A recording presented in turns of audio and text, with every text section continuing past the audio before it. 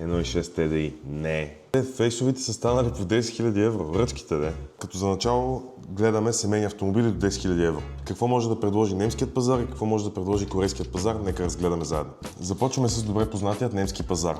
Там, разбира се, не можем да си позволим прекалено много с 10 000 евро, но можем да си позволим точно достатъчно, а именно Шкода Октавия трето поколение, двойка TDI, 150 конски сили, автоматична скоростна кутия на 178 000 км в много обикновени семпъл сив цвят.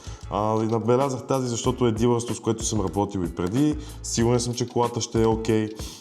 Изглежда ми запазена, с полукожените седалки е добра кола за парите си. Точно 10 000 евро е цената, разбира се без пазарлъците. Цената за транспорта на такъв автомобил би била плюс-минус 1000 евро. Даже върви с много готин втори комплект гуми с джанти. Сега заедно да погледнем какво може да вземем за 10 000 евро от Южна Корея. Разбира се, че в Корея ще се насочим към класиката в жанра, а именно Hyundai Santa Fe от 2015 година с двойка дизелов двигател. Колата е на 105 000 км за невероятната цена от 10 600 евро до България с всичките разходи, че даже и технотеста сме метнали вътре. Естествено, целта на занятието е да вземем максимално за парите си. В случая, според мен, това е Santa Fe, но го казвам като човек, който има автомобил, който докара през тези 3 месеца. Ако го нямаше този резервен автомобил, най-вероятно ще я взема Шкодата. Така че и двете коли са добри, всичко зависи от ситуацията, в която се намирате.